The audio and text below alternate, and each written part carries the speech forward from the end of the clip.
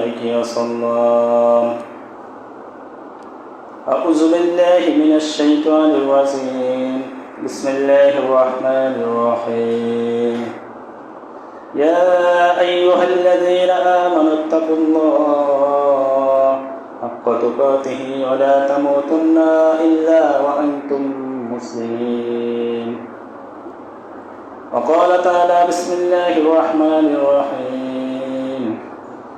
يا أيها الناس اتقوا ربكم الذي خلقكم من نفس واحدة وخلق منها زوجها وبث منهما رجالا كثيرا ونساء واتقوا الله الذي تساءلون به والأرحم إن الله كان عليكم رقيبا. وقال تعالى بسم الله الرحمن الرحيم. إن الله لا يغفر أن يشرك به ويغفر ما دون ذلك لمن يشاء. وقال صلى الله عليه وسلم من مات من أمتي لا يشرك بالله شيئا من مات من أمتي لا يشرك بالله شيئا دخل الجنة. قلت وإن زنى وإن سرق قال وإن زنى وإن شرق. সমস্ত প্রশংসা মহান আল্লাহ রাব্বুল আলামিনের, যিনি আমাদের সৃষ্টি করেছেন। দরুদ ও সালাম পেশ করছি মানবতার মুক্তির দূত মুহাম্মদুর রাসূলুল্লাহ সাল্লাল্লাহু আলাইহি ওয়াসাল্লামের প্রতি, যিনি আমাদেরকে জান্নাতে যাওয়ার জন্য সকল পথ দেখিয়ে দিয়ে গেছেন, দিনকে যিনি পরিপূর্ণ করে দিয়ে গেছেন, সেই রাসূল এবং তার পরিবার পরিজনের প্রতি দরুদ পেশ করছি সাল্লাল্লাহু আলাইহি ওয়াসাল্লাম। সম্মানিত মুসলিমবৃন্দ, আজকে আমরা জুমার খুতবায় দুটি বিষয় আলোচনা করার চেষ্টা করব। ওমা তৌফিক ইল্লা বিল্লাহ। আমাদের সময় খুবই কম। একটা হলো আমাদের বেসিক যে কাজ, মানুষকে আল্লাহ যে জন্য সৃষ্টি করেছেন, সেই তাওহীদ বুঝতে গেলে বা তাওহীদ নিজের ভিতরে ধারণ করতে গেলে যে জিনিসটা আমাদের বাধা হয়ে দাঁড়ায়, মানে তাওহীদের বিপরীত যেটা শিরক, এই শিরক সম্পর্কে আমরা একটু বোঝার চেষ্টা করব। এটা একটা দুইটা বা এক মাস দুই মাসের শিরকের বিষয় বা তাওহীদের বিষয় ক্লিয়ার করা যায় না, এটা লেগে থেকে বুঝতে হয়। আলোচনা শোনার পর পড়াশোনা করে নিজে ক্লিয়ার হতে হয়। আমরা যতটুকু পারি আমরা আজকে চেষ্টা করবো ইনশাআল্লাহ। আর আমাদের সমসাময়িক বিষয়গুলো তো খুতবার একটা পার্ট থাকবে সবসময়। মুহাম্মদ সাল্লাল্লাহু আলাইহি ওয়াসাল্লামের খুতবা, খোলাফায়ে রাশিদিনের খুতবা এরকমই ছিলেন। মহান আল্লাহ রাব্বুল আলামিন কোরআনে বহু জায়গায় এভাবে বলেছেন যে ইন্নাল্লাহা লা ইয়াহদিল কওমাল কাফিরিন কওমাল জালিমিন কওমাল ফাসিকিন। মানে আল্লাহ হেদায়েত দেন না কাফেরদের, সৎ পথে পরিচালনা করেন না, হেদায়েত দেন না কাফেরদের, জালেমদের, ফাসিকদের। এদের গ্রুপ বলছে। এরকম বহু জায়গায় আপনি পাবেন, সূরা সাফে পাবেন, সূরা মায়দায় আছে। কিন্তু আল্লাহ হেদায়েত কাদের দেন, সৎ পথে পরিচালিত করেন কাদের, জান্নাত কাদের জন্য প্রস্তুত করে রেখেছেন, কাদেরকে আল্লাহ সৎ পথে আনতে চান, তাদের বৈশিষ্ট্য কি, এই বিষয়টা আমরা আলোচনায় শুনতে পাই না, নিজেদের পড়াশোনার মধ্যেও থাকে না, যার কারণে আমাদের হেদায়েতের দিকে ছোটাও হয় না। এটা বাস্তবতা। যেমন মহান আল্লাহ রাব্বুল আলামিন সূরা জুমারের 18 নম্বর আয়াতে বলেছেন আল্লাযীনা ইসতামিউনাল কওল, যারা মনোযোগ সহকারে কথা শোনে। এখন মনোযোগ সহকারে কথা শোনার মানুষ এই সমাজে নাই। দিনের কথা বোঝার, শোনার তো লোক নাই, বুঝবে কোন সময়? বুঝতে হলে আগে হয় শুনতে হয়, না হয় পড়তে হয়, তারপর ওইটা নিয়ে চিন্তা ভাবনা করতে হয়। এই আয়াতটা যেই পড়বে সে যদি একটু চিন্তা করেন, মনে হবে এই আয়াতটা তার উপরে নাযিল হয়েছে। আল্লাযীনা ইসতামিউনাল কওল, যারা মনোযোগ সহকারে কথা শুনে, ফায়াত্তাবিউনা আহসানা, ওইখান থেকে সুন্দর কথাগুলো মেনে চলে। এখন মনোযোগ সহকারে কথা না শুনলে বুঝবে মানুষ কোনটা সুন্দর কোনটা অসুন্দর? মনোযোগ সহকারে কথা শোনার জায়গাটা কই? আপনি একটু সমাজে হাঁটেন তো, কোথায় মনোযোগ সহকারে দিনের কথা হয় কোথায়, যেখানে আপনি মন লাগাইয়ে কথা শুনতে পারবেন? ম্যাক্সিমাম জায়গায় তো সুর, তান, কিসসা, কাহিনী, বিজনেস, অনেক কিছু জড়িত। কিন্তু আপনাকে চিন্তার খোরাক দিবে, আপনি চিন্তা করতে বাধ্য হবেন, এরকম আলোচনা কই জায়গা হয়? মানুষ হেদায়েতের পথে আসবে কেন? পুরা একটা খেয়াল করেন আপনি, আল্লাযীনা ইসতামিউনাল কওল, যারা মনোযোগ সহকারে কথা শুনে, ফায়াত্তাবিউনা আহসানা, ওখান থেকে সুন্দর কথাগুলো মেনে চলে। উলাইকাল্লাযীনা হাদাহুমুল্লাহ, ওরাই হলো তারা যাদেরকে আমি হেদায়েত দিই। এটা আলোচনাটা ধরবেন, খেয়াল করবেন। আমি বলছি আল্লাহ হেদায়েত দেন না, এরকম গ্রুপ অনেক আছে। কওমুল জালিমিন, কওমুল ফাসিকিন, কওমুল কাফিরিন, এদেরকে আল্লাহ সৎ পথে পরিচালিত করে না, হেদায়েত দেন না। তো হেদায়েত যাদের দেন তাদের বৈশিষ্ট্য কি? তারা মনোযোগ সহকারে কথা শুনবে এবং ওই কথার মধ্যে থেকে ভালো কথাগুলো নিয়ে সে আমল করবে, অনুসরণ করবে। উলাইকাল্লাযীনা হাদাহুমুল্লাহ, এদেরকে আল্লাহ হেদায়েত দেওয়ার কথা বলেছেন। শুধু তাই নয়, এবং আল্লাহ এদেরকে আলেম বলছেন, উলাইকা হুম আলবাব, এরাই হলো জ্ঞানী। উলাইকাল্লাযীনা হাদাহুমুল্লাহ ওয়া উলাইকা হুম আলবাব, মানে এরা জ্ঞানী, এরাই আলেম। এবং এই সূরারই 9 নম্বর আয়াত আপনি আরো স্পষ্ট করে পাবেন, কাল ইয়াস্তাবিল্লাযীনা ইয়ালামুনা ওয়াল্লাযীনা লা ইয়ালামুন, মানে যারা জানে আর যারা জানে না, এটা কি আসলে সমান? আল্লাহ একটা প্রশ্ন করছেন, এই প্রশ্নের মধ্যে কিন্তু উত্তর। এই প্রশ্নটা এমন একটা প্রশ্ন যে প্রশ্নের মধ্যে উত্তর না, তার মানে তারা সমান না। তাহলে সমান কারা বা জ্ঞানী কারা? ইন্নামা ইয়াতাযাক্কারু উলুল আলবাব, তার মানে যারা উপদেশ গ্রহণ করে, উপদেশ শোনে, তারা জ্ঞানী। আপনাকে কোরআন এবং বিশুদ্ধ হাদিস থেকে উপদেশ দেওয়া হলো, আপনি শুনলেন না, আপনি জ্ঞানী না। আপনি শোনেন, বোঝার চেষ্টা করেন, যাচাই করেন, আপনি যদি প্রমাণ না পান ছুঁড়ে ফেলে দেন। আপনাকে তো শুনতে হবে। তার মানে আপনাকে হেদায়েত আল্লাহ যাদেরকে দেন তাদের বৈশিষ্ট্য হলো তারা মন লাগাইয়ে কথা শুনবে। আজকে আপনারা একটু খেয়াল করবেন, আমি যে খুব ভালো কিছু বলতে পারবো আল্লাহ ভালো জানেন, কি বলবো সেটা আল্লাহ ঠিক করে দেবেন, কিন্তু আমি যেটুকু বলবো সেইটুকু নিয়ে আপনি একটু চিন্তা ভাবনা করবেন। আমার ভুল আপনি পাইতে পারেন, সেটা আপনার যাচাই করার একটা দায়িত্বের মধ্যে পড়ে। যারা অন্য 8-10টা প্রাণীর মতো চলে, তারা কখনো সৎপথ খুঁজে পায় না। আপনি খেয়াল করেন, শিরকের ব্যাপারটা আমরা ছোটবেলা থেকে শুনি, কিন্তু এই ডেপথ, এর গভীরতা আমাদের হৃদয় ধারণ করি না, যার কারণে আমাদের সমাজে শিরক একদম প্রকাশ্য শিরক ছোটখাটো বিষয় হয়ে গেছে। আপনি দেখেন, আমি প্রমাণ দিব।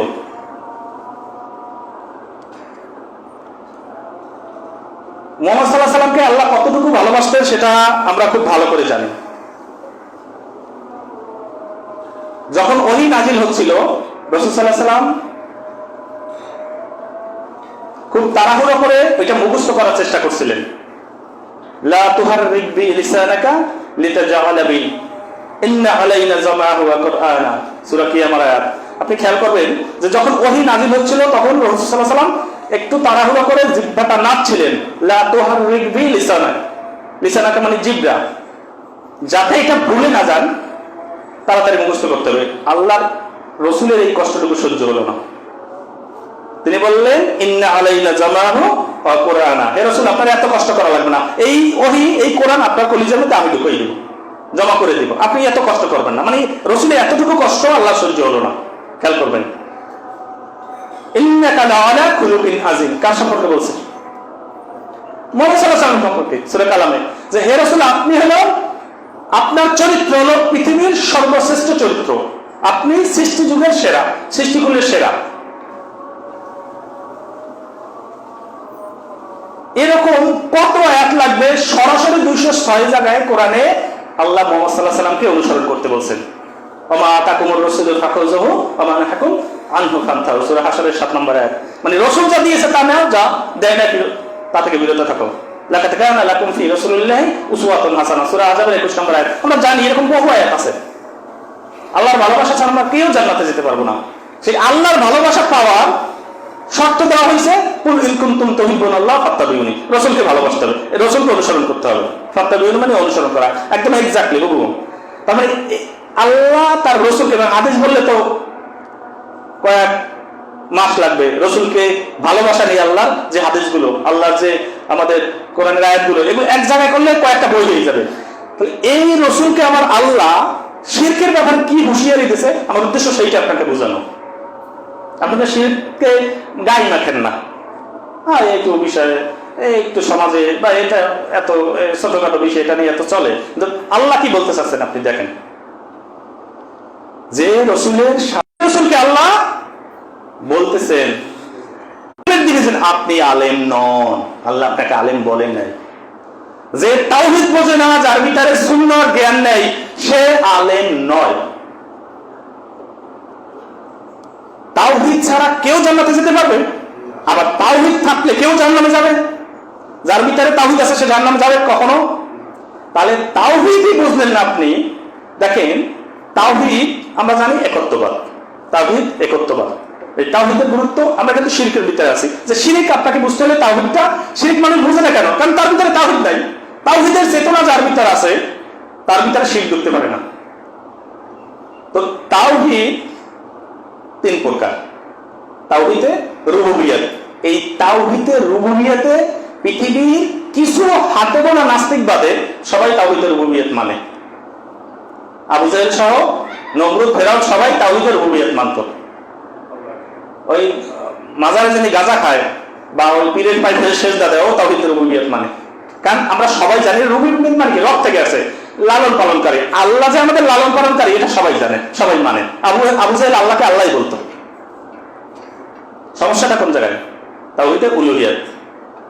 এবং শিরকের যে প্রকারভেদ গুলো, এই যে শিরকে আকবর, শিরকে আসগার, এগুলো কিন্তু এই তাওহীদে উলুহিয়াত থেকে আসছে। কিরকম? শিরক ফিল উলুহিয়াতের মধ্যে শিরক দুই প্রকার। এত জটিল করবো না আমরা আলোচনা, সহজ করে বোঝার চেষ্টা করি। মানে আপনি রুবুবিয়্যাত আপনার ভিতরে আছে, আপনি ধরে নিতে পারেন, এটা সবার মধ্যেই থাকে। কারণ আমরা আমাদের সৃষ্টিকর্তা থেকে, ওই যে বললাম মাজারে যে গাঁজা খায়, ওরা যে জিজ্ঞেস করেন তো তোমার সৃষ্টিকর্তা থেকে, বলবে আল্লাহ। কাফেররা স্বীকৃতি দেবে না যে একজন সৃষ্টিকর্তা, উপরে একজন আছে, একজন আছে, তাহলে এই তো রুবুবিয়্যাত, রব একজন আছেন। কিন্তু উলুহিয়াতে সবাই ধরা খায়। কারণটা কি? উলুহিয়াত মানে কি একদম সংক্ষেপে বোঝেন, আপনার সকল ইবাদত ওই এক জায়গায় যাবে, ওই একটা জায়গায় গিয়ে পতিত হবে, এটার নাম উলুহিয়াত। একদম খাস বাংলায় যদি বোঝেন আপনি, জটিল করার দরকার নাই আলোচনা, আপনাকে বুঝতে তো হবে। উলুহিয়াত নিয়ে পড়াশোনা করলে আপনি আলোচনা আবার, কারণ পড়াশোনা করলে এটা নিয়ে একটু চিন্তা ভাবনা করতে হয়। আমরা এটা তো রিডিং পড়া না, আপনাকে চিন্তা করতে। আমি আপনাকে যতটুকু বুঝছি ততটুকু বুঝাই, এখন আপনি আবার পড়াশোনা করেন। নাহলে আপনি আমাকে আবার ফোন দেন যে স্যার এটা তো বুঝি না, আবার একটু বলেন তো উলুহিয়াতটা কি। উলুহিয়াত হলো আপনার সব ইবাদত এক জায়গায় যাবে, সেটা কি কোন জায়গায়? মহান আল্লাহ রাব্বুল আলামিনের দিকে। এইখানেই আবু জাহেলের সাথে মুহাম্মদ সাল্লাল্লাহু আলাইহি ওয়াসাল্লামের বাদ ছিল, মুসার সাথে ফেরাউনের এই জায়গায় সমস্যা হয়েছিল। রুবুবিয়্যাত ফেরাউন মানত, কিন্তু যখনই বললো সব কিছু আমরা হবে এক মনি, কুল হুয়াল্লাহু আহাদ আল্লাহুস সামাদ। সূরা ইখলাসের এত গুরুত্ব কেন আমরা জানি? কেন? কারণ এটা তাওহীদের সূরা। রাসূল সাল্লাল্লাহু আলাইহি ওয়াসাল্লাম সর্বদা ফজরের 2 রাকাত সুন্নাত সূরা ইখলাস আর সূরা কাফিরুন দেশ পড়তেন। কারণ কি? এটা তাওহীদের সূরা, এই দুইটাকে। এই আলোচনা অন্যদিকে যাবে। শুধু বললাম যে রুবুবিয়্যাত, কারণ রুবুবিয়্যাত আমরা সব আল্লাহর দিকে দেই না।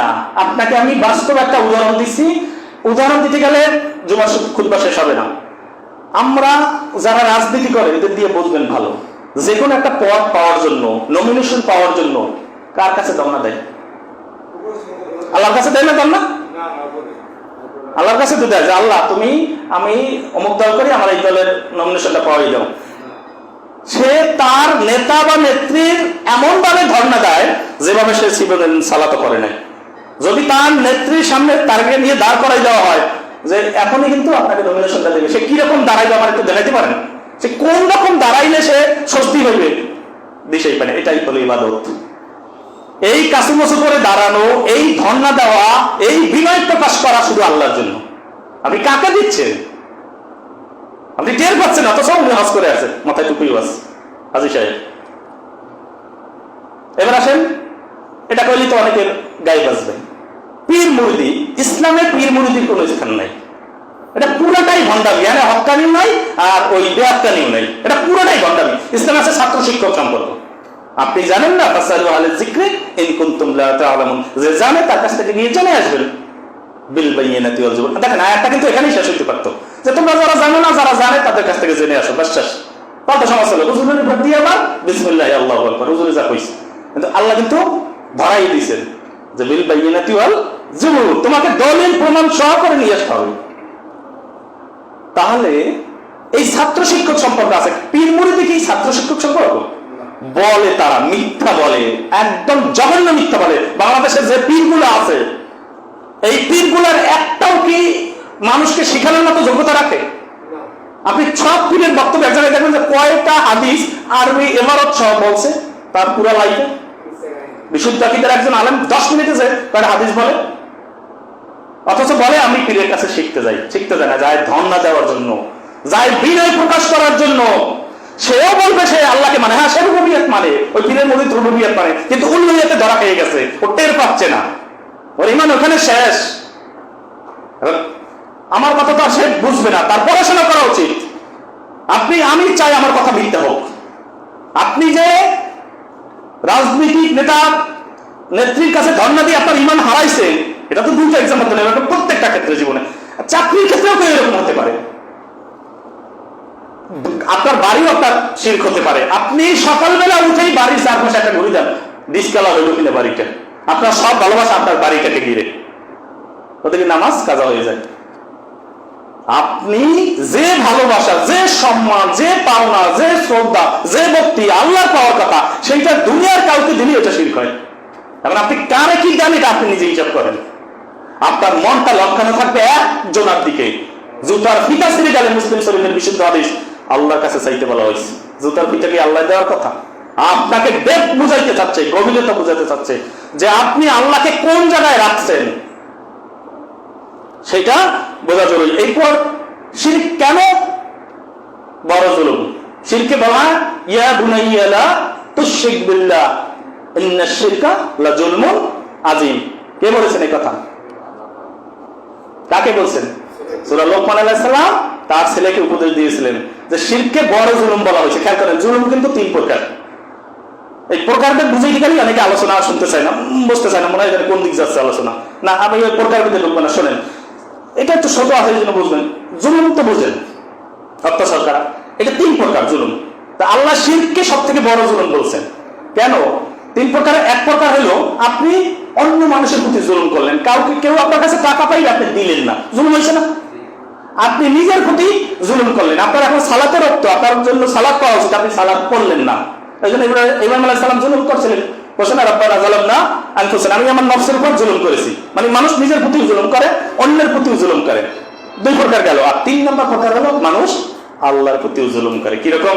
এবং এইটাই সব থেকে বড় জুলুম। আল্লাহর প্রতি জুলুম করে কেমনে? আচ্ছা, যে একজন মানুষ আপনার কাছে টাকা পাইবে, আপনি টাকা দিলেন না, তাহলে এটা যদি জুলুম হয়, তাহলে আমাকে সৃষ্টি করছে কে? তাহলে আমার ইবাদত পাওয়ার যোগ্য কে? এইটা না পাই আমি এই ধর্মটা দিছি যে আরেকজনের কাছে, এটা জুলুম না? এটাকে বড় জুলুম বলছে, ইন্নাশ শিরকা লাযুলমুন আযীম। আপনি বোঝেন কিছু? আপনি এটা চোখ দুটো বন্ধ করেন, এইবার চিন্তা করেন আমি কার কার কাছে ধর্ণা দিই, তখন দেখবেন আপনি মুসলমানই নেই। আপনি আর যা দরকার হবে, সাহাবীরা কি করতো? সালাতে দাঁড়াই যেত, আল্লাহর কাছে ধর্ণা দিত। তারা কি মুহাম্মদ সাল্লাল্লাহু আলাইহি ওয়াসাল্লামের কাছে ধর্ণা দিত? পৃথিবীর সর্বশ্রেষ্ঠ মানুষ, আর আপনি কার কাছে ধর্ণা দেন? সে কি জান্নাতের সুসংবাদ প্রাপ্ত? তাহলে এই জন্য আপনাকে কেন শিরক বড় জুলুম বলা হয় সেটা আপনাকে খেয়াল রাখতে হবে। এরপর শিরককে বলা হয় ফিতনা। দেখেন, আমাদেরকে বলা হয় ফিতনাবাজ। কোরআন সুন্নাহ থেকে সরাসরি কথা বলি, এই জন্য কি বলা হয়? আচ্ছা, আল্লাহ কি বলছেন? সূরা আনফালের 39 নম্বর আয়াত, ওয়াকাতিলুহুম হাত্তা লা তাকুনা ফিতনা, তোমরা যুদ্ধ করো যতক্ষণ পর্যন্ত না ফিতনা শেষ হয়। আমাদের ফিতনা মানি তো আহলে হাদিস, ফিতনা মানি তো বিশুদ্ধ আকীদার কথা বরাবর। আপনি সবগুলো তাফসীর খুলে দেখেন, এই যে তোমাদেরকে যুদ্ধ করতে বলা হয়েছে যতক্ষণ না ফিতনা শেষ হয়, এখানে তাফসীর কারকরা কি বলছে? ফিতনা শব্দের ব্যাখ্যায় কি বলছে? ফিতনা বলা হয়েছে এখানে শিরককে।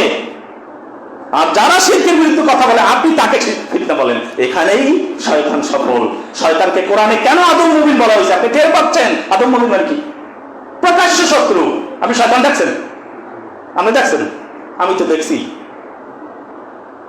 কিন্তু আল্লাহ তো বলছে প্রকাশ্য শত্রু। দেখার কথা শয়তান। শয়তানের কাজ হলো আপনার সামনে সামনে ধরবে, আপনি টের পাবেন না, এবং পুরো আল্লাহর সিস্টেমটাকে উল্টেই দিবে। যারা শিরকের বিরুদ্ধে কঠোর তাদেরকে বলা হয় ফিতনাবাজ। অথচ কোরআনে আল্লাহ ফিতনা বলছে, ফিতনার বিরুদ্ধে যুদ্ধ করতে বলা হয়েছে। যতক্ষণ ফিতনা শেষ নাই, সেই ফিতনা হলো শিরক। আপনি তাফসীর ইবনে কাসির সহ সব তাফসীর খুলে দেখেন, এখানে ফিতনা শব্দ ৪৪ নম্বর আয়াতে ফিতনা শব্দ দ্বারা আল্লাহ কি বোঝাচ্ছে। আপনাকে কি বুঝাবো আমি? আজকে জুমা এখানে খুতবা শেষ, বেশি কথা নেওয়া যাবে না। এরকম হওয়া উচিত খুতবা, যে এক লাইন বুঝি বাড়ি যান, এখন এইটা নিয়ে চিনতে পারেন। রাসূলের খুতবা খুব বড় হতো না। আমরা তো অনেক কিছু বলা লাগে, আমাদের বিষয় অনেক, সময় কম। আর দিন ওয়ান নাসিহা, দিন থেকে থাকে নাসিহার উপর। আমাদের তো নসিহাই নেই। আমরা জুমার খুতবা আস্তে আস্তে এমন সময় আসি যখন আলোচনা শেষ, আর আমার কি প্রথম থেকে শুরু করবো খুতবা? এই জন্য ফিতনা বলা হয়েছে শিরককে, ফিতনা বলা হয়েছে বিদআতকে। এই ব্যাপারে কান খোলা রাখবেন। যারা আমাদেরকে ফিতনাবাদ বলে, যারা বিশুদ্ধ আকীদার কথা যারা বলে তাদেরকে ফিতনাবাদ বলে, তাদের কাছে দলিল চাইবেন, না হয় আমাদের কাছ থেকে দলিল নিতে বলবেন যে সাবধান হয়ে যাও। আল্লাহ ফিতনা কাকে বলছে, রাসূল সাল্লাল্লাহু আলাইহি ওয়াসাল্লাম ফিতনা কাকে বলছে বোঝার চেষ্টা করো। আমি তোমার ভাই, তোমার ভালো চাই, তোমার মঙ্গল চাই, দুইজনে মিলে একসাথে জান্নাতে যেতে চাই। তুমি একটু পড়াশোনা করো। আপনি খেয়াল করেন, আগেই বলছি যে একটা আমল দিয়ে যদি আপনি জান্নাতে যেতে চান আর কিচ্ছু করবেন না, আপনি খুব ফাঁকিবাজ। আপনি জান্নাতে যেতে চান কিন্তু খুব বেশি কিছু করতে চান না, তাহলে আপনি শিরক থেকে বেঁচে থাকেন ভাই। আমি আপনার হাত জোর ধরে অনুরোধ করি, আপনার আর কিচ্ছু করা লাগবে না। এখন বলে তার সালাতও পড়া লাগবে না, ওই সালাত না পড়াটা একটা শিরক। আপনি প্রবৃত্তিকে আশ্রয় দিচ্ছেন। সালাতের টাইম, ওদিকে খেলাও চলে, আপনি আপনার প্রবৃত্তির পূজা করতেছেন, তখন ওই খেলার কাছে বসে আছেন, সালাতের টাইমে আসেন নাই।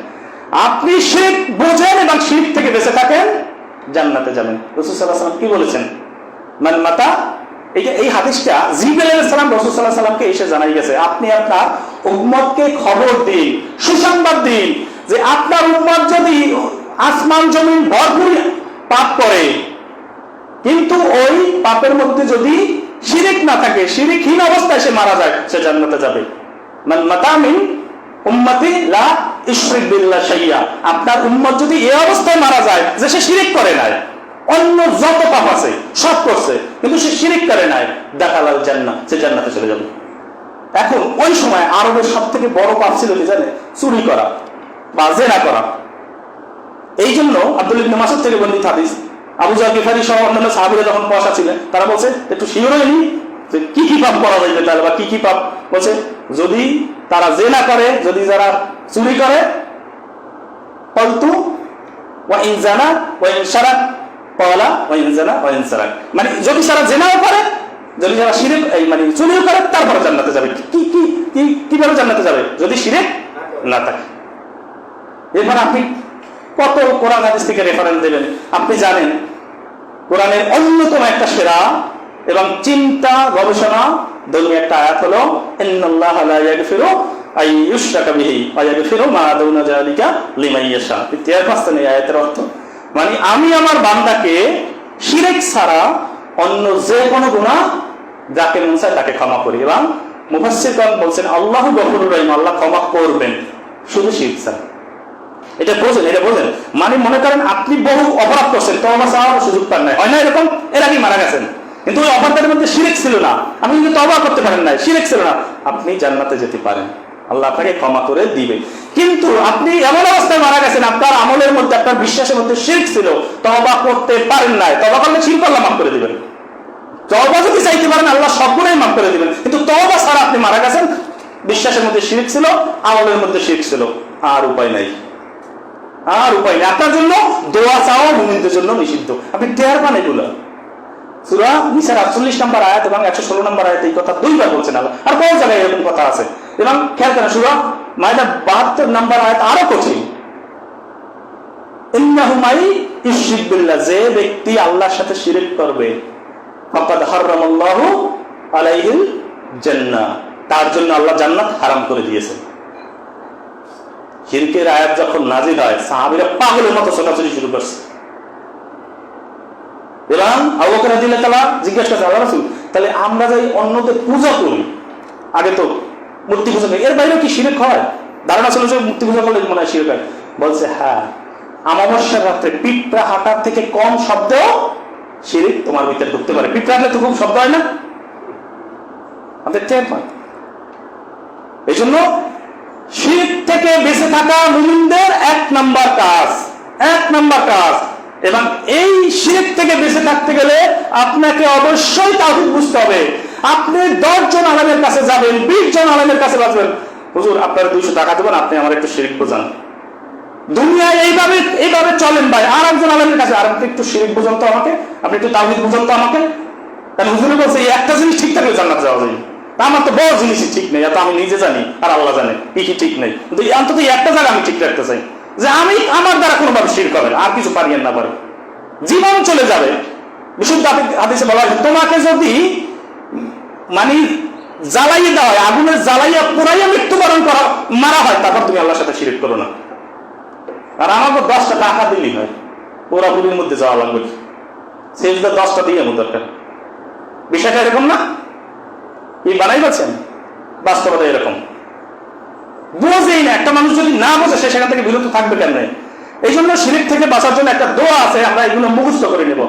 বিসমিল্লাহির রহমানির রহিম। আল্লাহুম্মা ইন্নী আউযু বিকা আন উশরিকা বিকা ওয়া আনা আ'লামু ওয়া আস্তাগফিরুকা লিমা লা আ'লামু। আমার জ্ঞাত স্বরে আর অজ্ঞাত স্বরে যে কোনো ভাবে আল্লাহ তুমি আমাকে শিরক থেকে হেফাজত রাখো, তোমার কাছে পানা চাচ্ছি।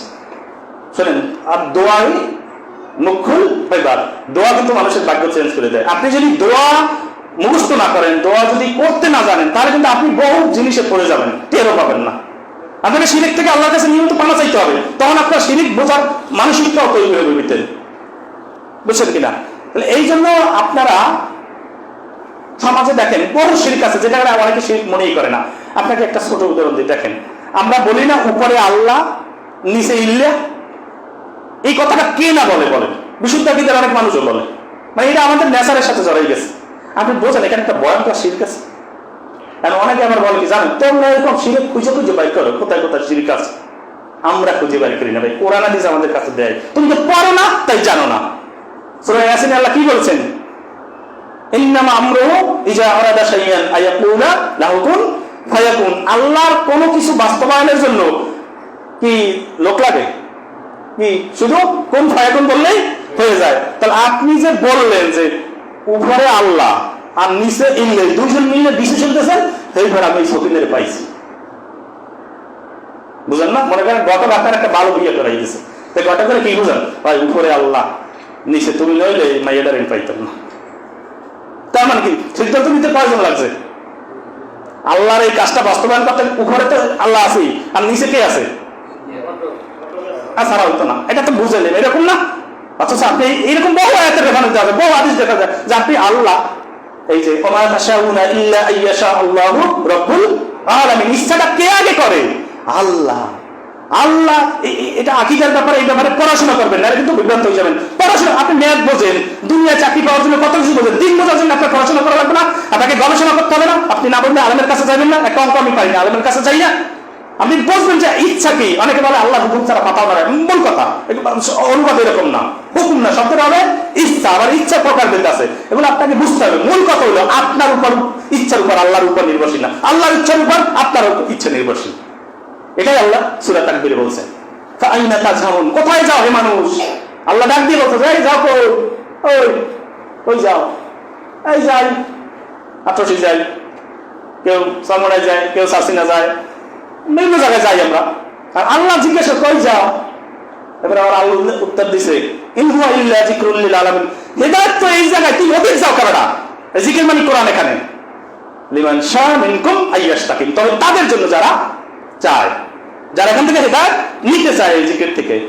এরপরে আল্লাহ বলছে, ওয়া মা তাশাউনা ইল্লা আইয়াশা আল্লাহু রাব্বুল আলামিন, তোমরা ততক্ষণ পর্যন্ত কোনো কিছু ইচ্ছা করতে পারো না যখন আল্লাহ ইচ্ছা না করেন।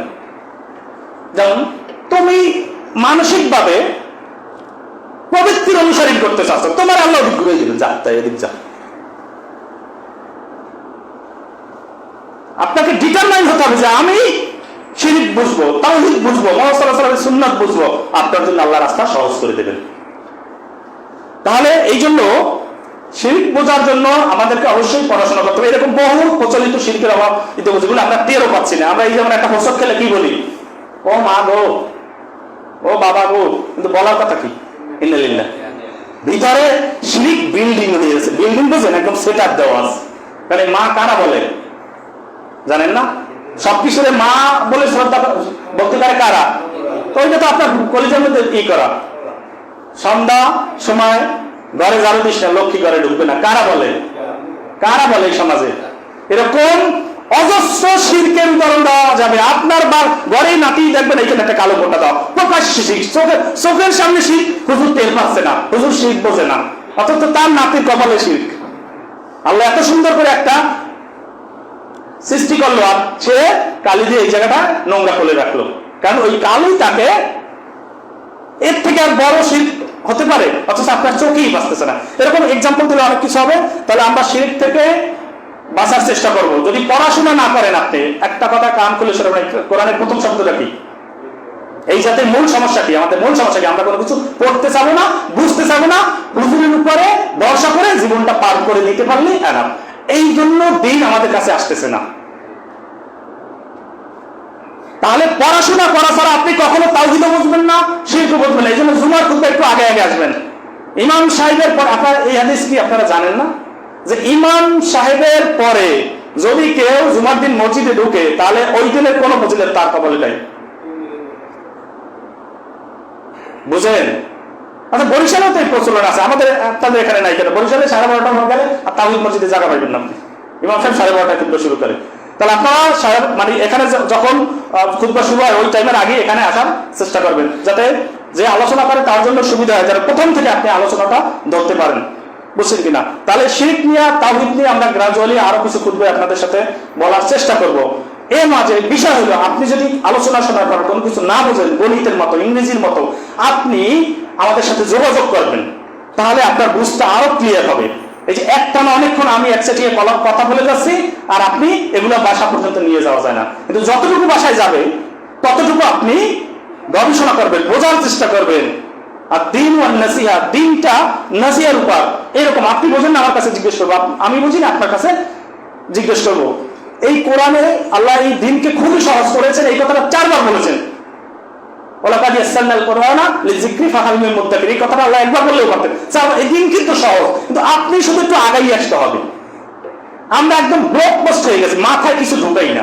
আপনি জাস্ট বোঝার চেষ্টা করবেন, পানির মতো দিন সহজ হয়ে যাবে। কোরআন সুন্নাহ পানির মতো সহজ লাগবে আপনার কাছে। শুধু মন স্থির করেন যে আমি এটা বুঝবো, ইনশাআল্লাহ আল্লাহ আপনাকে সহজ করে দেবেন। সূরা কামারে 17, 22, 32, 40 4 বার আল্লাহ একই কথা বললেন, ওয়ালাকাদ ইয়াসসারনাল কুরআনা লিযিকরি ফাহাল মিন মুদ্দাকির। একবার বললেই তো হয়। আল্লাহ গুরুত্ব বোঝার জন্য, যে এই কোরআনকে আমি সহজ করেছি, কেউ কি আসো বোঝার জন্য? আর আমাদের এক শ্রেণীর আলেম কি বলে, মুক্তি শেখা বলবে, সাধারণ মানুষের বোঝার কথা না। আপনি বুঝবেন কোরআন, শুধু একটু মনটাকে লাগান। কোরআনের একটা নাম কি? হুদা, হেদায়েত। বুঝছেন কিনা? এই জন্য আপনারা শিরক থেকে বেঁচে থাকবেন। আল্লাহ আমাদের সকলকে শিরক থেকে বেঁচে থাকার তৌফিক দান করুন। এবং আপনি যদি পড়াশোনা না করেন, কখনোই শিরক থেকে বেঁচে থাকবে না। এ ব্যাপারে আমি আপনাকে গ্যারান্টি দিতে পারি। কোরআনের 92 বার জ্ঞান অর্জনের কথা বলা হয়েছে, সালাতের কথা বলা হয়েছে 82 বার। এবং আপনাকে অসংখ্য হাদিস দেওয়া, আপনি তো এই হাদিস জানেন, তালাবুল ইলমি ফারিদাতুন আলা কুল্লি মুসলিমিন। এই যে জ্ঞান অর্জন করা হয়, তাওহীদের জ্ঞান, কোরআন সুন্নাহর জ্ঞান। সুতরাং এই ব্যাপারে আমাদের যেন সচেতনতা থাকে। সুবহানাকাল্লাহুম্মা ওয়া বিহামদিকা আশহাদু আল্লা ইলাহা ইল্লা আনতা আস্তাগফিরুকা ওয়া আতুবু ইলাইক।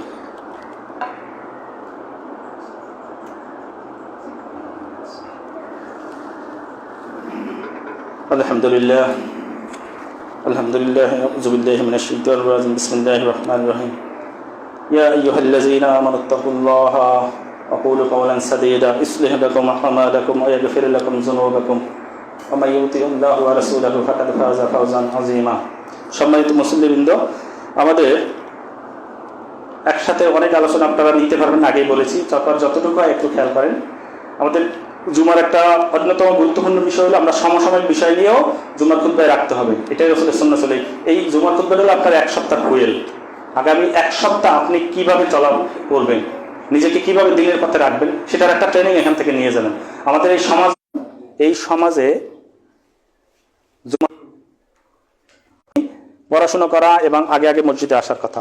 দেখেন, ফিলিস্তিন, আমি এমন একটা সময় আমরা খুতবা দিচ্ছি, তখন ফিলিস্তিনে কি হচ্ছে আমরা বুঝি না, আমরা জানি না, হৃদয়ে রক্তক্ষরণ হচ্ছে।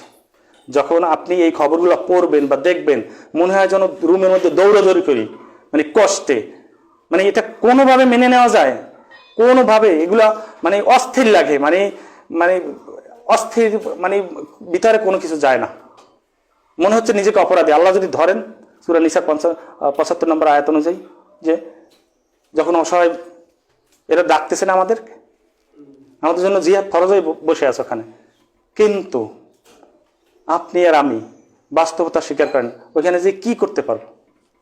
একটা বিষয় আপনি একটু বোঝার চেষ্টা করেন ভাই, আমরা তো এই জগতেরই লোক, খেয়াল করেন, মনে করেন আপনার সবাই মিলে এখন ফিলিস্তিনে গেছি, ইসরায়েলের যে পরাশক্তি আমাদেরকে ওইখানে ওই স্পটই যেখানে গাজা হচ্ছে ওইখানে সবাই মিলে বিশ্বের 120 কোটি মুসলমান গিয়ে যে উপস্থিত হলাম, আমাদেরকে ধ্বংস করতে তো কয়েক সেকেন্ড সময় লাগবে।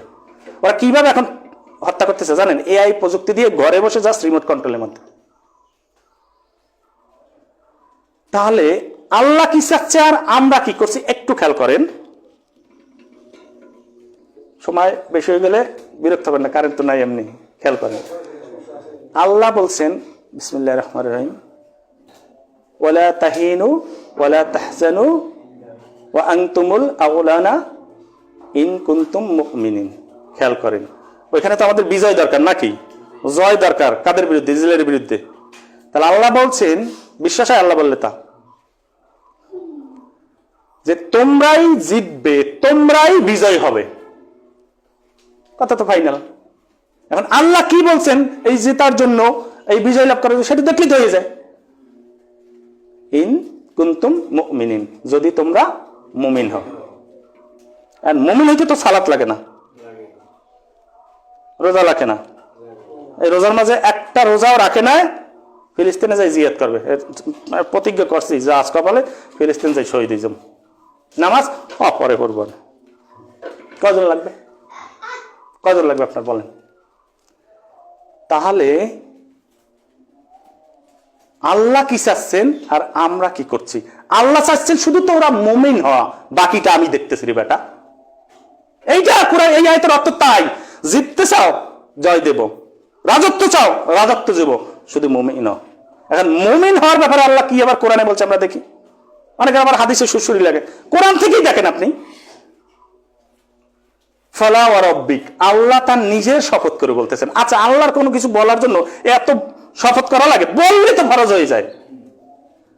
আল্লাহ তার নিজের শপথ করে বলতেছে, আবার অন্য কারো শপথ দেবে, বিশ্বাস করবে না। তাই আল্লাহ বলছে ফালা ওয়া রাব্বিকা, আমি আমার নিজের শপথ করে বলতেছি, লা ইউমিনু হাত্তা ইউহাক্কিমুকা, তোমরা ততক্ষণ পর্যন্ত মুমিন হবে না যতক্ষণ পর্যন্ত মুহাম্মদ সাল্লাল্লাহু আলাইহি সাল্লামকে তোমরা বিচারক হিসাবে, মীমাংসাকারী হিসাবে, তোমাদের মধ্যে বিরোধ সময়ের ফয়সালাকারী হিসাবে নিয়োগ না করবা। ফিমা শাজারা বাইনাহুম, তোমাদের দুইজনের মধ্যে, দুই গ্রুপের মধ্যে যদি বিরোধ লাগে, এই বিরোধের মীমাংসার জন্য যদি মুহাম্মদ সাল্লাল্লাহু আলাইহি সাল্লামকে চূড়ান্ত ফয়সালাকারী হিসাবে মেনে না নাও, কোনোদিন মুমিন হতে পারবে না। আমরা তো খুব মেনে নিই না। এরপরে দেখা, একটা কিন্তু এখানে শেষ করে দিতে পারতেন আল্লাহ, কথা কিন্তু অ্যাকচুয়ালি শেষ। শুধু মেনে না নেওয়া, এটা তো একটা বড় হয়ে গেল, এর থেকে আর কমাই দিছে আল্লাহ, যে এটা তো দূরের কথা, না মানে তো তোমার তুই মুসলিমই না, মুমিন তো দূরের কথা। বলছে সুম্মা লা ইয়াজিদু ফি আনফুসিহিম, এবং তোমরা তোমাদের বা যারাই মুমিন হবে তারা তাদের হৃদয়ের ভিতরে মিনিমাম দেখতে পাবে না হারাজাম মিম্মা কদাইতা, কোন রকম হারাজাম মানে সন্দেহ, দুইটা, কোন রকম সন্দেহ তাদের মনে দেখতে পাবে না। ওই যে ডিসিশন দিয়েছে না মুহাম্মদ সাল্লাল্লাহু আলাইহি ওয়াসাল্লাম, মুহাম্মদ সাল্লাল্লাহু আলাইহি ওয়াসাল্লাম বলছে না কোরআনে যে বিষয়গুলো আছে না মুহাম্মদ সাল্লাল্লাহু আলাইহি ওয়াসাল্লাম ব্যাপার, এইগুলো মেনে নিতে তার হৃদয়ে কোন রকম দ্বিধা বা সন্দেহ সে খুঁজে পাবে না। ওয়া ইউসাল্লিমু তাসলিমা, এবং তারা হবে মুহাম্মদ সাল্লাল্লাহু আলাইহি ওয়াসাল্লামের সকল কাজের প্রতি আত্মসমর্পণকারী, তাসলিমা মানে পূর্ণ আত্মসমর্পণকারী। তাহলে মুমিন হওয়ার জন্য আল্লাহ কি শর্ত দিয়েছে টের পাইছেন? এখন আপনাকে আমি বুঝাই, খেয়াল করেন। বিরোধ নিষ্পত্তি করার জন্য আমাদের মধ্যে কোনো বিষয় নিয়ে দ্বন্দ্ব হইলে, সেটা মাসলা নিয়ে হোক, দুনিয়ার কোনো বিষয় নিয়ে হোক, যে কোনো বিষয় নিয়ে বিরোধ মীমাংসাকারী হিসেবে কাকে মানতে বলা হয়েছে? তা মুহাম্মদ সাল্লাল্লাহু আলাইহি ওয়াসাল্লাম কই থাকে? ঢাকা। কোথায় পাবেন তারে? কোরআন সুন্নাহ। তাহলে কোরআন সুন্নাহ অনুযায়ী আপনাকে বিরোধে ফয়সালা করতে বলা হয়েছে যদি মুমিন হতে চান। আমরা যারা ফিলিস্তিনে যে জীবন দিতে চাই তারা তো সব কোরআন সুন্নাহ অনুযায়ী ফয়সালা করি না। আর আল্লাহ মুমিনদের বিজয়ের কথা বলছে। আপনাকে দিন বুঝাই দেখে আপনি যদি বুঝতে না চান রে ভাই, আপনি রাস্তাঘাট আটকিয়ে দিন বিজয় করতে চান, আমার আল্লাহর প্রতি ঈমান আনেন নাই। আপনি রাসূলের পদ্ধতির বাইরে গিয়ে ফিলিস্তিনে বিজয় চান, এই জন্যই আল্লাহ আপনাকে বিজয় দিবে না। আপনি ওখানে ইতিহাস দেখেন, দাউদ আলাইহিস সালাম 300 সৈন্য নিয়ে ফিলিস্তিন বিজয় করছে, লক্ষ লক্ষ কাফেরদের মধ্যে থেকে। ইউসা বিন নুনের কথা বললাম, দাউদ আলাইহিস সালামকে আল্লাহ লোহা হাত দিয়া বাঁকা ফিরিয়া অস্ত্র বানাই ফেলতো, এই মুজিজা দিয়ে দিয়েছিলেন। ইউসা বিন নুনের কথা বললাম, সূর্য থামাই দিয়েছিলেন। এরপরে উমর রাদিয়াল্লাহু তাআলা এবং আবু উবাইদা ইবনুল জাররাহ রাদিয়াল্লাহু তাআলা আনহু, তারা কিভাবে করছেন আপনি একটু পরে দেখেন ইতিহাস, যে তারা কি শক্তি প্রয়োগ করে ওখানে বিজয় করছে কিনা, ঈমানের বদৌলতে। এরপর সালাউদ্দিন আইয়ুবী সর্বশেষ। আপনি পরে দেখেন তো, সংখ্যায়, প্রযুক্তি, অন্যান্য বিষয়ে তাদের সাথে আমাদের পারবো না। আমরা শুধু ঈমান দিয়ে বিজয় লাভ করতে হবে। এবং এই ঈমানের জন্য আবার আমাদের দরকার কি? মুহাম্মদ সাল্লাল্লাহু আলাইহি ওয়াসাল্লাম, আল্লাহ এবং তার রাসূলের দিকে ফিরে আসা। আমাদের এখন এই যে আমরা যে কাজগুলো করতেছি ফিলিস্তিনকে কেন্দ্র করে, আমরা যেহেতু ফিজিক্যালি যেতে পারবো না, মানববন্ধন করতেছি, হরতাল করছি, বিভিন্ন যা কিছু করতেছি, আমাদের একটু মনে জ্বালা তো মিটতেছে। এই দিক থেকে অনেক মনে করতেছে জায়েজ, আমি মনে করলাম এটা জায়েজ। কিন্তু আপনি আমাকে কথা দেন তো, এইভাবে কি সমাধান হবে? হবে না, কিন্তু কিছু তো করতে পারলাম। এই জন্য, কিন্তু এটা কি রাসূল সাল্লাল্লাহু আলাইহি ওয়াসাল্লামের পদ্ধতি? তাহলে আপনি এই পথে আগাতে চাচ্ছেন কেন? আপনার কাজ, আপনি যেমন যে সমাবেশ করছেন, এই সমাবেশটাকে আমি বলতে বলবো, আমিও ওখানে উপস্থিত থাকবো। আপনার বুকের পাঠা থাকলে আপনি খালি ওইখানে সমাবেশে থ্রেড দিয়ে বলবেন তো যে আপনারা যারা এখানে উপস্থিত হয়েছেন সবাই তো মুসলিম, বর্ণ ধর্মে থাকলে আপনারা কেউ সালাত ত্যাগ করবেন না। সালাত যারা ত্যাগ করছেন পরের মানববন্ধনে আপনাদের জানতে কিনা। আপনারা মুহাম্মদ সাল্লাল্লাহু আলাইহি ওয়াসাল্লামের পদ্ধতির বাইরে কাউকে দুনিয়ার নেতা মানবেন না, মানব রচিত সংবিধান দিয়ে দেশ পরিচালনা করবেন না, বলতে পারবে? ওগুলা সব চলুক, মাঝে মাঝে 2-3টা মানববন্ধনে আসবেন, জান্নাত কনফার্ম। মানুষ তো এইটাই শুনতে চায়, এইটাই শুনতে চায় মানুষ। এই কথাগুলো অনেকে শুনবেই না, এই আলোচনা উঠেনি, দাব বেড়াতাম এখন চলতেছি, আর ও এখন নামাজ দিয়ে আসছে, ও এখন ইমানের প্রসঙ্গ টানে, পর আমরা ইহুদির দালাল। ভাই, আমি আপনার ভালো চাই, আপনার হাত জোর করে আপনার কাছে নিবেদন করছি, আপনি তো পড়াশোনা করে দেখেন আল্লাহ কি বলতে চাচ্ছেন, আল্লাহ কি চাচ্ছেন, আপনি কি করতেছেন, আর কিচ্ছু না। আপনি শুধু এইটুকু দেখেন, মানববন্ধন করে মানুষকে কষ্ট দিয়ে রাস্তাঘাট আটকে যদি ইসলামের বিজয় হতো, তাহলে আপনার আগে আমাদেরকে পাইতেন ওখানে। আমরাও জান্নাতে যেতে চাই। ওখানে যদি কান খুলে শুনে রাখেন, কিয়ামত পর্যন্ত যদি মুসলিমরা মরতে থাকে, আল্লাহ তাদেরকে জান্নাতে নিয়ে যাক, দোয়া করি। কিন্তু কিয়ামত পর্যন্ত যদি আমরা মুমিন না হয়, ওখানে বিজয় আসবে না। দরকার হয় আমাদের হাতে আল্লাহ বিজয় দেবেনই না। এরপর মুসা আলাইহিস সালাম, ঈসা আলাইহিস সালামকে পাঠাবেন, ইমাম মাহদীকে পাঠাবেন, দাজ্জালকে সাইজ করে আল্লাহ বাইতুল মুকাদ্দাসকে বিজয় করবেন। দরকার নাই আমাদের আল্লাহ। আল্লাহ আমাদের উপর রাগ করছে, নাকি টের পান আপনি? এই দেশের মানুষ মুহাম্মদ সাল্লাল্লাহু আলাইহি ওয়াসাল্লামকে ফোর্থ সাবজেক্ট বানায় নাই, মেইন সাবজেক্টকে নাম নেওয়া যাবে তাদের এখানে। আমরা একটা নিরপেক্ষ সরকার, তারপরে তাদের নাম নিতে পারবো না, এখানে পারি না, কিন্তু সবাই বুঝে ফেলছেন। তাদের নামে তারা স্লোগান দেয়, মুহাম্মদ সাল্লাল্লাহু আলাইহি ওয়াসাল্লামকে তারা ফোর্থ সাবজেক্ট বানিয়ে তাদের নামে স্লোগান দেয়, আবার তারা বাইতুল মুকাদ্দাস বিজয় চায়। আপনি আগে মুমিন হন, আল্লাহ দেখেন আপনার জন্য কি করবে। আপনার তো বিশ্বাসের মধ্যেই নাই, এটা আপনার ওইটা চিন্তার মধ্যেই নাই। আল্লাহ এটা কেমনে করবে, আমি ঘরে বসে থাকলে আল্লাহ এটা কেমনে করবে, ওরা তুই আগে মুমিন হ, তোর চিন্তা তুই কর আগে। তোমাকে আগে বাঁচতে বলা হয়েছে, তোমার থেকে 1000 গুণ কষ্ট ওই ভাইদের জন্য আল্লাহ লাগতেছে। আল্লাহ তো তাদেরকে সরাসরি নিজে বানাইছে, আল্লাহ দেখতেছে না যে আমার বান্দাগুলোকে ওরা কেমনে মারতেছেন, একটু সময় সাইজ করতেছে। এখন আমি কি করবো, আমি মুমিন হব এবং দোয়া করবো আমার ভাইদের জন্য, আল্লাহ তুমি আমার ফিলিস্তিনের ভাইদেরকে রক্ষা করো, তাদেরকে তুমি নিরাপদ রাখো।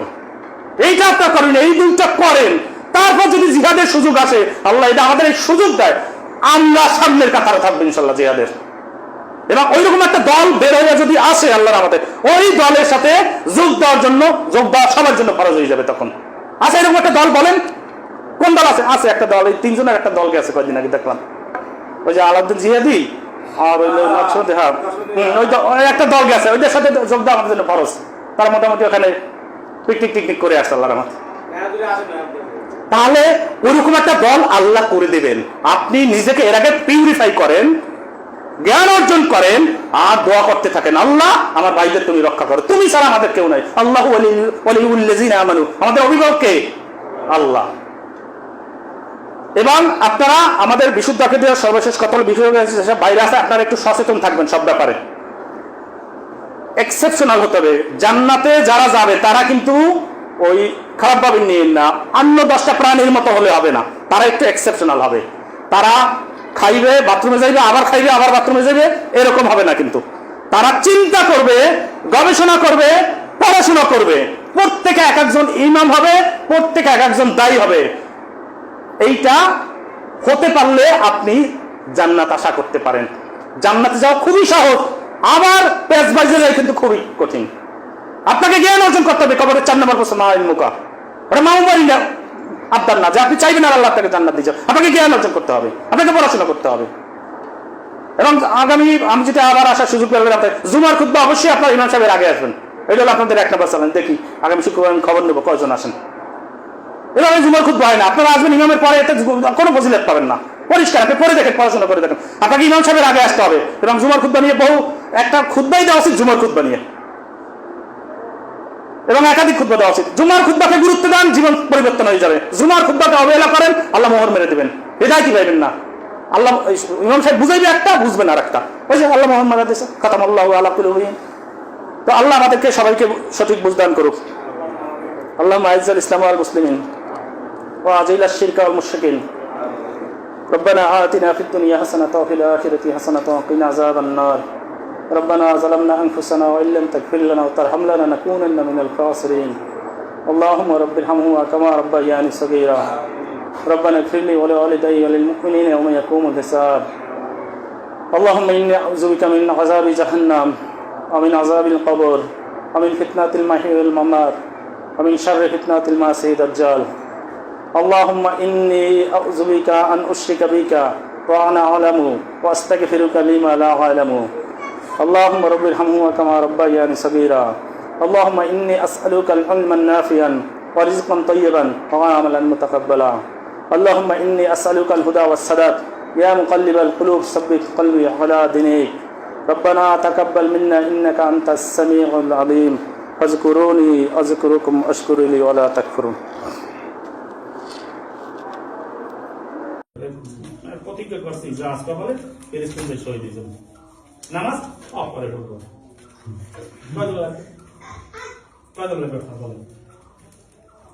তাহলে আল্লাহ কি চাচ্ছেন আর আমরা কি করছি? আল্লাহ চাচ্ছেন শুধু তো ওরা মুমিন হওয়া, বাকিটা আমি দেখতেছি বেটা।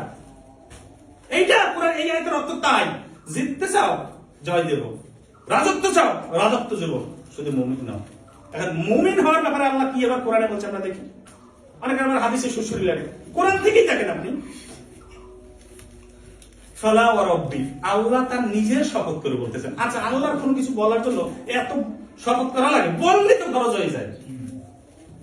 আল্লাহ তার নিজের শপথ করে বলতেছে, আবার অন্য কারো শপথ দেবে বিশ্বাস করবে না। আল্লাহ বলছে ফালা ওয়া রাব্বিকা, আমি আমার নিজের শপথ করে বলতেছি, লা ইউমিনু হাত্তা ইউহাক্কিমুকা, তোমরা ততক্ষণ পর্যন্ত মুমিন হবে না যতক্ষণ পর্যন্ত মুহাম্মদ সাল্লাল্লাহু আলাইহি সাল্লামকে তোমরা বিচারক হিসাবে, মীমাংসাকারী হিসাবে, তোমাদের মধ্যে বিরোধ সমূহের ফয়সালাকারী হিসাবে নিয়োগ না করো।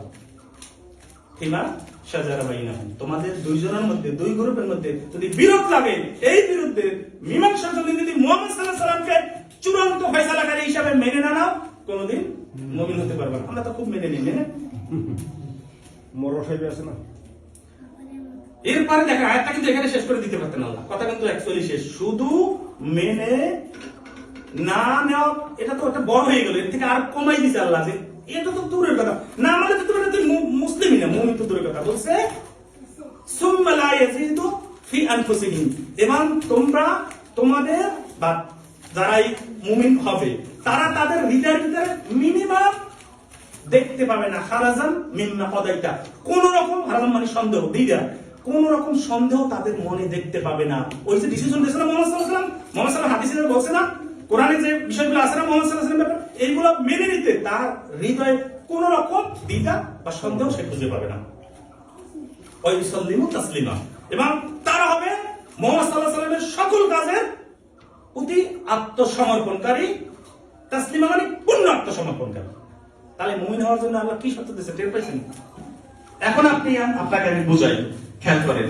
বিরোধ নিষ্পত্তি করার জন্য আমাদের মধ্যে কোনো বিষয় নিয়ে দ্বন্দ্ব হইলে, সেটা মাসলা নিয়ে হোক, দুনিয়ার কোনো বিষয় নিয়ে হোক, যে কোনো বিষয় নিয়ে বিরোধ, মীমাংসাকারী হিসেবে কাকে মানতে বলা হয়েছে? মোহাম্মদ সাল্লাল্লাহু আলাইহি ওয়াসাল্লাম ঢাকা কোথায় পাবেন তারে? কোরআন সুন্নাহ। তাহলে কোরআন সুন্নাহ অনুযায়ী আপনাকে বিরোধে ফয়সালা করতে বলা হয়েছে যদি মুমিন হতে চান। আমরা যারা ফিলিস্তিনে যে জীবন দিতে চাই, তারা তো সব কোরআন সুন্নাহ অনুযায়ী ফয়সালা করে না। আর আল্লাহ মুমিনদের বিষয়ে কথা বলছে। আপনাকে দিন বুঝাই নাকি আপনি যদি বুঝতে না চান রে ভাই, আপনি রাস্তাঘাট আটকিয়ে দিন বিজয় করতে চান, আপনি দায় সারতে চান, এগুলো মুনাফিকি হয়ে যায়। আল্লাহ আমাদেরকে ক্ষমা করুন ভাই। আমিও হয়তো মানববন্ধ করবো ভাই, এটা করবো ভাই, মন মানে না, মনে তো চলতেছে, আমার ভাইগুলো মরতেছে, কিছু একটা করতে মন চায়, বুঝি আপনি এই ধারণা থেকে করেন, কিন্তু এটা রাসূলের পদ্ধতি না, এটা আপনাকে বিশ্বাস রাখতে হবে। আপনি এগুলো যত আবেগ করবেন তত বলা, আপনি আল্লাহ করতে, আপনাকে মুমিন বলা হয়েছে, আপনার ঘরে এসে দিয়েছে আল্লাহ। কিন্তু এর পাচ্ছেন সূর্যকে থামাই রাখে আল্লাহ, বাইতুল মুকাদ্দাস, এই ইতিহাস তো জানে না মুসলমান। সুতরাং রাস্তায় চিল্লাচিল্লি করতে, নামাজের খবর নাই, ব্যাপারটা মহিলারা রাস্তায় চিল্লাচ্ছে ফিলিস্তিন বিষয়ের জন্য। অথচ আল্লাহ সূর্যকে থামিয়ে রাখছেন। ইউসা বিন নূন আলাইহিস সালাম, মুসা আলাইহিস সালামের একজন সাহাবী, যিনি যখন বাইতুল মুকাদ্দাস দখল করতে আসলেন, আসর তো যায় আল্লাহকে বলল, আল্লাহ একটু সূর্যটা খাওয়াই দাও তো, ডিস্টার্ব করতেছে, আমার ওই আজকের দিনের মধ্যে এটা শেষ করে যাবো, এরকম কালকে লাগাবো এই দুটি মারতে। কালকে শনিবার, ওই সময় শনিবার ছিল তাদের পবিত্র দিন, কালকে অনেক কাজ বাজ আছে, আসলে একই জামাটা শেষ করে যাবো, তুমি একটু সূর্যটা থামাই রাখো তো। আল্লাহ সূর্য থামাই দিলেন। আমরাও তো কাজে গেলে আমাকে সূর্য থামাইতে হবে না, তা আমরা মুহাম্মদ সাল্লাল্লাহু আলাইহি ওয়াসাল্লাম ছাড়া তো কারো কথা মানি না, নবীর সাথে মানি না। খুব তাহলে যা দর আল্লাহ কি চাচ্ছে, আমরা কি চাচ্ছি দেখেন। সূরা নিসার 59 নম্বর আয়াত, যেটা থেকে আমরা মাযহাবের দলিল দিই, আমাদের যে বিভক্তি হওয়া কে জায়েজ করি। কি বলছে আল্লাহ? ইয়া আইয়ুহাল্লাযীনা আমানু আতিউল্লাহ ওয়া আতিউর রাসূলা ওয়া উলিল আমরি মিনকুম। মনে করে আয়াতটা এইটুকু শেষ। এই আয়াতটা হুজুর এমন ভাবে পাঠ করে মনে করে আয়াতটা এইটুকু শেষ, কিন্তু আয়াতের মূল কথা কিন্তু সামনে। হে ঈমানদাররা, তোরা আল্লাহ এবং আল্লাহ রাসূলকে এবং তোমাদের নেতা ইমাম এদেরকে অনুসরণ করো। সাল্লাল্লাহু আলাইহি ওয়াসাল্লাম। আয়াত শেষ। কিন্তু মূল কথা কিন্তু সামনে, ওই জায়গায় যায় না শয়তান, ওই জায়গায় যাইতে দেয় না। কারণ এই আয়াতের এই অংশটুকু কোরআনের বহু জায়গায় আছে। সূরা আনফালের 20 নম্বরে আছে, ইয়া আইয়ুহাল্লাযীনা আমানু আতিউল্লাহ ওয়া আতিউর রাসূল ওয়া লা তাওয়াল্লাউ আনহু ওয়া আনতুম তাসমাউন। মানে আল্লাহ এবং তার রাসূলকে তো প্রশ্ন ছাড়া মানা লাগবে। আর আতিউ শব্দটা রাসূলের সামনে এই মানে উলিল আমরের সামনে দেয় না, মানে তাদেরকে প্রশ্ন ছাড়া মানা যাবে। তাদের ব্যাপারে প্রশ্ন করতে হবে, যাচাই বাছাই করতে হবে, কিন্তু তাদের মানতে হবে। কিন্তু যদি তোমাদের মধ্যে বিরোধ দেখা দেয়, আচ্ছা আমাদের মধ্যে কোন বিরোধ আছে না? কয় বিরোধ আছে? মাথা টুপি নিয়ে বিরোধ, জামার বুতাম নিয়ে বিরোধ, শাসিনার জামার বুতাম আর সালমানের জামার বুতাম এক, টুপি এক। আমরা এই সালমানের টুপি বলে শাসিনা যাইতে পারবো না ভাবলে, আমি নাম ধরে বললে অনেকে গায়ে লাগে, কিছু করার নেই। আমি আপনার ভালো চাই, আগে আপনি আমার ভাই আপনার নিয়ে আমি জান্নাতে যেতে পারি। আমার বললেন আপনি আসেন আমার সঙ্গে, আমরা দুইটা আপনি টুপি দিয়ে উম্মত আলাদা করেন না। কি বলছে খেয়াল করবেন আয়াতে, মূল কথা সামনে যে ফাইন যা তানাজ্জাতুম ফি শাইইন, যদি তোমাদের মধ্যে বিরোধ দেখা দেয় মানে পা হইতে মাথা পর্যন্ত সব বিরোধ, মাযহাবি চারটিয়া, আর বিরোধ দেখছেন কি? আল্লাহ একজন, রাসূল একজন, মাযহাব বানাই রেখেছে চারটিয়া, বিরোধে দেখছেন কি আপনি? কি বলছে আল্লাহ? ফারুদ্দুহু ইলাল্লাহি ওয়া রাসূল। ওই সূরা নিসার 65 নম্বর আয়াতে কি বলছে আল্লাহ? এই একই কথা কিন্তু আবার এখানে বললেন যে যদি তোমাদের মধ্যে বিরোধ দেখা দেয়, তোমরা আল্লাহ এবং তার রাসূলের দিকে নিয়ে যাও। বিরোধ মীমাংসার জন্য নেই আমরা। তাহলে মুমিন হওয়ার শর্ত কি? শর্ত কি? আল্লাহ এবং তার রাসূলকে প্রশ্নহীন মেনে নেওয়া এবং তার নির্দেশনা, তাদের নির্দেশনা দেওয়া। তাহলে আমরা মুমিন হব, আমাদের বিজয় আসবে। বুঝে আসছে? ফিলিস্তিনে বিজয় আসলে আমাদের দরকার কি?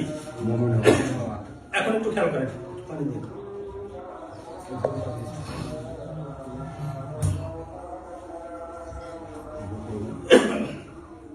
একটা গ্রুপ বলতে চায় যে আমাদের তথ্য প্রযুক্তি ও টেকনোলজিতে আগাই দিতে হবে। একটু আলোচনাটা ধরেন।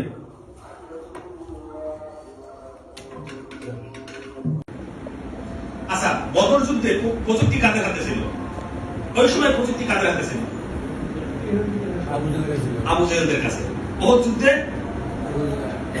আপনি ইসলামের যত বিজয়, যত যুদ্ধ, আমরা কি প্রযুক্তি দিয়ে দিচ্ছি? অনেকে কিন্তু এটা নেগেটিভ ভাবে নেবে, তার মানে প্রযুক্তি অর্জন করা যাবে না, ভাই আসতেছে জায়গায় কিন্তু দিচ্ছি। আমাদের মূল শক্তি কি ছিল? ঈমান। আল্লাহ আমার কাছে চাই কি?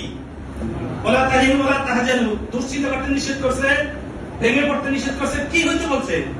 মুমিন হতে বলছে।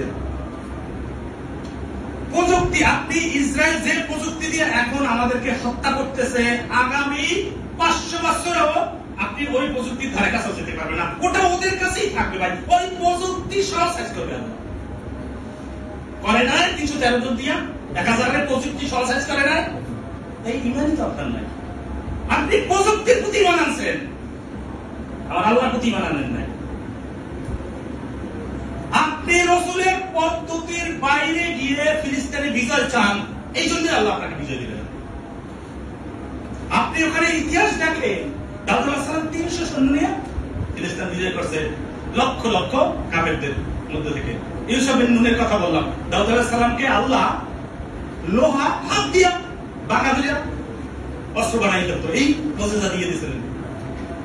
ইউসুফ বিন নুনের কথা বললাম, সূর্য থামাই দিয়েছিলেন।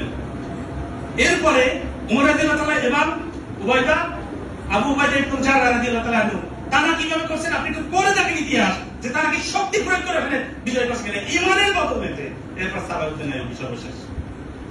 আপনি পড়ে দেখেন তো, সংখ্যায়, প্রযুক্তি, অন্যান্য বিষয়ে তাদের সাথে আমাদের পারবে না। আমরা শুধু ইমান দিয়ে বিজয় লাভ করতে হবে। এবং এই ইমানের জন্য আবার আমাদের দরকার কি? মুহাম্মদ সাল্লাল্লাহু আলাইহি ওয়াসাল্লাম, আল্লাহ এবং তার রাসূলের দিকে ফিরে আসা। আমাদের এখন এই যে আমরা যে কাজগুলো করতেছি ফিলিস্তিনকে কেন্দ্র করে, আমরা যেহেতু ফিজিক্যালি যেতে পারবো না, মানুষ বন্ধ করতেছি, হত্যা করছে, বিভিন্ন যা কিছু করতেছি, আমাদের একটু মনে জ্বালা তো মিটতেছে। এই দিক থেকে অনেক মনে করতেছে জায়েজ, আমি মনে করলাম এটা জায়েজ। কিন্তু আপনি আমাকে কথা দেন, এইভাবে কি সমাধান হবে? হবে না, কিন্তু কিছু তো করতে পারলাম। এই জন্য কিন্তু এই যে রাসূল সাল্লাল্লাহু আলাইহি ওয়াসাল্লামের পদ্ধতি, তাহলে আপনি এই পথে আগাতে চাচ্ছেন কেন? আপনার কাজ, আপনি যেমন যে সমাবেশ করছেন, এই সমাবেশটাকে আমি বৈধ বলবো, আমিও ওখানে উপস্থিত থাকবো। আপনার বুকের পাঠা থাকলে আপনি খালি ওখানে সমাবেশের থ্রেড দিয়ে বলবেন তো যে আপনারা যারা এখানে উপস্থিত হয়েছেন সবাই তো মুসলিম, বর্ণতারা থাকবেন, আপনারা কেউ সালাত ত্যাগ করবেন না। সালাত যারা ত্যাগ করছেন পরের মানববন্ধনে আপনাদের জান দেখেন না। আপনারা মুহাম্মদ সাল্লাল্লাহু আলাইহি ওয়াসাল্লামের পদ্ধতির বাইরে কাউকে দুনিয়ার নেতা মানবেন না। মানব রচিত সংবিধান দিয়ে দেশ পরিচালনা করবেন না, বলতে পারবেন? ওগুলা সব চলুক, মাঝে মাঝে 2-3টা মানববন্ধনে আসবে, জান্নাত কনফার্ম। মানুষ তো এইটাই শুনতে চায়, এইটাই শুনতে চায় মানুষ। এই কথাগুলো নাকি শুনবেই না, এই আলোচনা উঠেলি এখন চলতেছি, আর এখন নামাজ দিয়ে আসছে, ও এখন ইমানের প্রসঙ্গ টানে, তোরা একটা ইউটিউব দাও। ভাই আমি আপনার ভালো চাই, আপনার হাত জোর করে আপনার কাছে বিনয় করছি, আপনি তো পড়াশোনা করে দেখেন আল্লাহ কি বলতে চাচ্ছেন, আল্লাহ কি চাচ্ছেন, আপনি কি করতেছেন, আর কিছু না। আপনি শুধু এইটুকু দেখেন, মানববন্ধন করে মানুষকে কষ্ট দিয়ে রাস্তাঘাট আটকে যদি ইসলামের বিজয় হতো, তাহলে আপনার আগে আমাদেরকে পাইতো না। কানে আমরা জান্নাতে যেতে চাই, ওখানে যদি কান খুলে শুনে রাখেন, কিয়ামত পর্যন্ত যদি মুসলিমরা মরতে থাকে, আল্লাহ তাদেরকে জান্নাতে নিয়ে যাক, দোয়া করি। কিন্তু কিয়ামত পর্যন্ত যদি আমরা মুমিন না হয়, ওখানে বিজয় আসবে না। দরকারে আমাদের হাতে আল্লাহ বিজয় দেবেনই না। এরপর মুসা আলাইহিস সালাম, ঈসা আলাইহিস সালামকে পাঠাবেন, ইমাম মাহদিকে পাঠাবেন, দাজ্জালকে সাইজ করে আল্লাহ বাইতুল মুকাদ্দাসকে বিজয় করবেন। দরকার নেই আমাদের আল্লাহ। আল্লাহ আমাদের উপর রাগ করছে, নাকি টের পান আপনি? এই দেশের মানুষ মুহাম্মদ সাল্লাল্লাহু আলাইহি ওয়াসাল্লামকে প্রস্তাবতে বানায় না, মেন সাবজেক্টকে নাম নেওয়া যাবে তাদের এখানে। আমরা একটা নিরপেক্ষ সরকার, তারপরে তাদের নাম নিতে পারবো আমি এখানে পারি না, কিন্তু সবাই বুঝিতেছে। তাদের নামে তারা স্লোগান দেয়, মুহাম্মদ সাল্লাল্লাহু আলাইহি ওয়াসাল্লামকে তারা ফোর্স সাবজেক্ট বানিয়ে তাদের নামে স্লোগান দেয়, আবার তারা বাইতুল মুকাদ্দাস বিজয় চায়। আপনি আগে মুমিন হন, আল্লাহ দেখেন আপনার জন্য কি করবে। আপনার তো বিশ্বাসের মধ্যেই নাই, এটা আপনারা যা চিন্তার মধ্যে নেই আল্লাহ এটা কেমনে করবে, আমি ঘরে বই থাকলে আল্লাহ এটা কেমনে করবে, তুই আগে মুমিন না, তোর চিন্তা তুই তো আগে তোমাকে আগে বাঁচতে বলা হয়েছে। তোমার থেকে 1000 গুণ কষ্ট ওই ভাইদের জন্য আল্লাহ লাগতেছে। আল্লাহ তো তাদেরকে সরাসরি নিজে বানাইছে। আল্লাহ দেখতেছে না আমার বান্দাগুলো তোরা কেমনে মারতেছেন, একটু সময় সাইজ করতেছে। এখন আমি কি করবো? আমি মুমিন হব এবং দোয়া করবো আমার ভাইদের জন্য, আল্লাহ তুমি আমার ফিলিস্তিনের ভাইদেরকে রক্ষা করো, তাদেরকে তুমি নিরাপদ রাখো। এই কাজটা করেন, এই দুইটা করেন, তারপর যদি জিহাদের সুযোগ আসে, আল্লাহ এটা আমাদের এই সুযোগ দেয়, আমরা সামনের কাতারে থাকবো ইনশাআল্লাহ জিহাদের। এবং ওইরকম একটা দল বের হয়ে যদি আসে আল্লাহ আমাদের, ওই দলের সাথে যোগ দেওয়ার জন্য, যোগ দেওয়া সবার জন্য খরচ হয়ে যাবে। তখন আছে এরকম একটা দল, বলেন কোন দল আছে? আছে একটা দল, এই 3 জনের একটা দল গেছে আমাদের জিহাদি একটা দল গেছে, ওটার সাথে যোগ দেওয়ার জন্য খরচ, তার মোটামুটি ওখানে পিকনিক টিকনিক করে আসতে পারেন। তাহলে ওরকম একটা দল আল্লাহ করে দিলেন। আপনি নিজেকে এটাকে পিউরিফাই করেন, জ্ঞান অর্জন করেন, আর দোয়া করতে থাকেন, আল্লাহ আমার ভাইদের তুমি রক্ষা করো, তুমি ছাড়া আমাদের কেউ নাই। আল্লাহ আমাদের অভিভাবক কে? আল্লাহ।